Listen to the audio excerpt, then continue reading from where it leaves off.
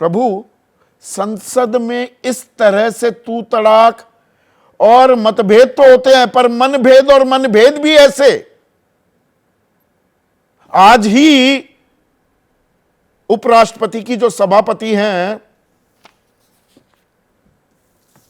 राज्यसभा के, एक अभी अभी प्रेस विज्ञप्ति आई है, उन्होंने कहा कुछ राष्ट्र विरोधी लोग साजिशन नैरेटिव चला रहे हैं कि भारत में भी पड़ोसी देश जैसा घटनाक्रम दोहराया जाएगा। एक दूसरे को रत्ती आंख सुहा नहीं रहे हैं क्या? यह हाल हो गया है सत्ता पक्ष और विपक्ष का। क्या आप अभी भी माता पिता बनने का सपना देख रहे हैं? अपोलो फर्टिलिटी के साथ अपने माता पिता बनने का सपना पूरा करें। मुफ्त परामर्श के लिए 9953-975-611 पर कॉल करें।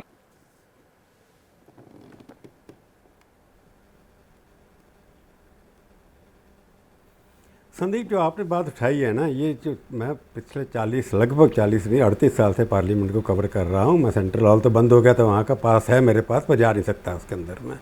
विनोद शर्मा जी बैठे हैं, इनके पास भी होगा, ये भी नहीं जा सकते। तो हमारी स्थिति ये है कि हम पार्लियामेंट के अंदर जा ही नहीं सकते, देख ही नहीं सकते, जबकि पास हमारे पास है, मेरे पास एंट्री पास अभी भी है, तो मैं जा नहीं सकता। तो इसलिए जब हमारे जैसे पत्रकारों को नहीं जाने दिया जाता, जो एक्सेस नहीं है, उसे लगता है कि वहाँ की नैरेटिव क्या है, एजेंडा क्या है, स्पष्ट हो जाता है।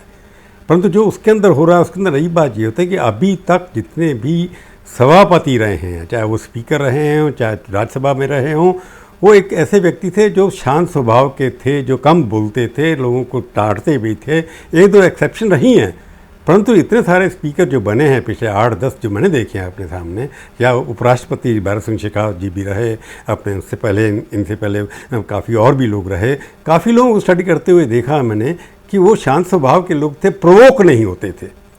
परंतु इस वक्त ये हुआ कि पिछले सेशन के अंदर देखा कि स्पीकर साहब ने 140 लोग सस्पेंड कर दिए, कभी नहीं हुआ इतिहास के अंदर।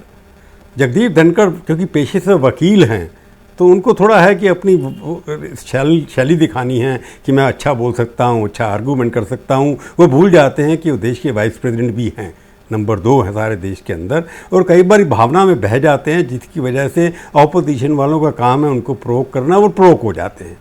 तो जो आज जो नैरेटिव आप देख रहे हैं, उसका कारण एमपीज नहीं है। एमपीज पहले भी झगड़ा गाली इससे ज़्यादा देते रहे हैं, हाँ, एक दूसरे को, हाँ। परंतु सभापति के साथ इतना बड़ा चुनाव की पहली बार कह दिया कि हम इस्तीफा मांगेंगे, जया बच्चन ने कह दिया कि हम वाइस प्रेसिडेंट का इस्तीफा मांगे, ये कभी नहीं हुआ।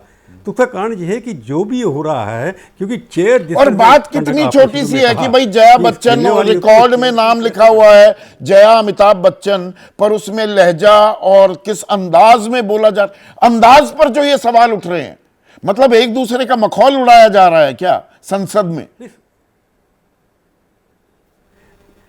ये है ना तानाशाही जो होता है, तानाशाही नहीं, क्या कहते हैं कि आप सरकाज़म में जो बात करते हैं, जया बच्चन कई बार गर्मी जल्दी खा जाती हैं कि जब जया बच्चन जी, अमिताभ बच्चन जी का नाम आता है, जो नाम भी गलत, इस नाम पे कभी कोई झगड़े हुए नहीं, एक दूसरे के साथ मजाक होता रहता है, क्योंकि आप उनको प्रोवोक करते हैं चेयर से, तो वो प्रोवोक हो गई, उन्होंने जब नाम लिया तो आप प्रोवोक हो गए, क्योंकि आप कहते हैं कि आप सेलिब्रिटी होंगी तो उसके तरह नहीं करेंगे। तो ये कि जिस तरह की बातें धनखड़ साहब ने कही, हालांकि चेयर है, उनके हाथ में है, उनकी रिस्पेक्ट करनी चाहिए। मेरे को लगता है जो भाषा बदली है इस बार, उसकी जिम्मेवारी ज़्यादातर चेयर के ऊपर होती है कि चेयर अपने सदस्यों को कैसे ला करके चले। और दूसरा ये है कि अब ये कॉम्पिटिटिव जर्नलिज्म हो रहा है कि किसको कौन ज़्यादा गाली दे सकता है, कि अपने लोगों को, अपने नेतृत्व को किस तरह से खुश कर सकते हैं, उसके लिए किस तरह की भाषा का प्रयोग करना है। जैसे अनुराग ठाकुर ने किया, कंगना रनावत ने भी राहुल गांधी के बाहर आकर के बहुत कुछ ऐसी जाति के बारे में बात की। किसी की जाति पूछना, ये सब पूछना, ये नहीं है कि हम संसद में जनता की सेवा कर रहे हैं, हम इश्यूज़ को उठा रहे हैं।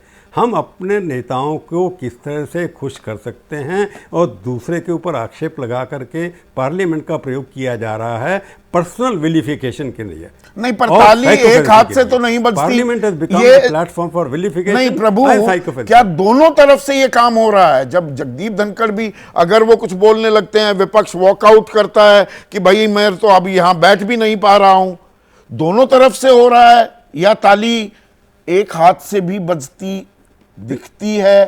क्योंकि सत्ता की जिम्मेदारी होती है कि संसद सही तरीके से चले। इसे देखते कैसे हैं आप? बिल्कुल ठीक बात है। दोनों तरफ मैं देख पर होता है पार्लियामेंट्री अफेयर्स मिनिस्टर, एक पर्सनालिटी होती है जो दोनों को लेकर के चलता है, बात करें। इस बार किरण रिजिजू को बना दिया, उनको पार्लियामेंट्री पॉलिटिक्स के अंदर कैसे इंजीनियरिंग करनी है, पॉलिटिकल इंजीनियरिंग, उतनी समझ नहीं है।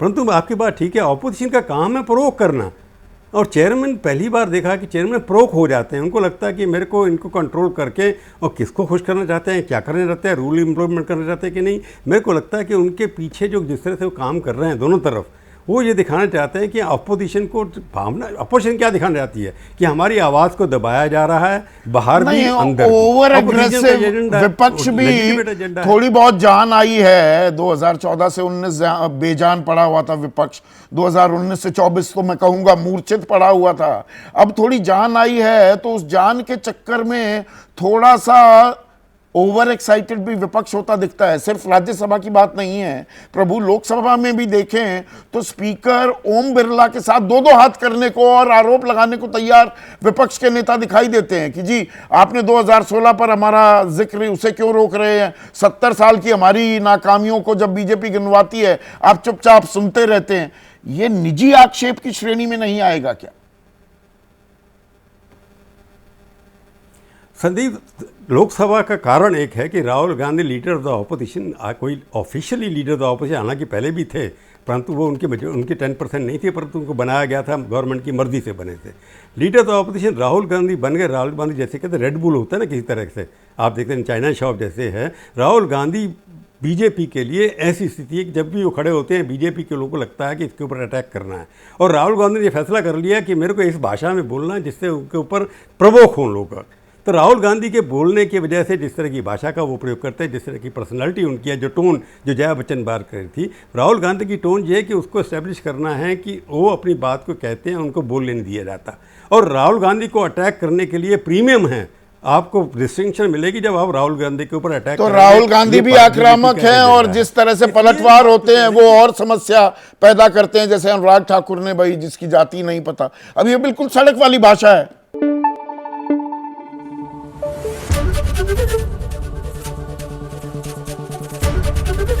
एबीपी न्यूज आपको रखे आगे।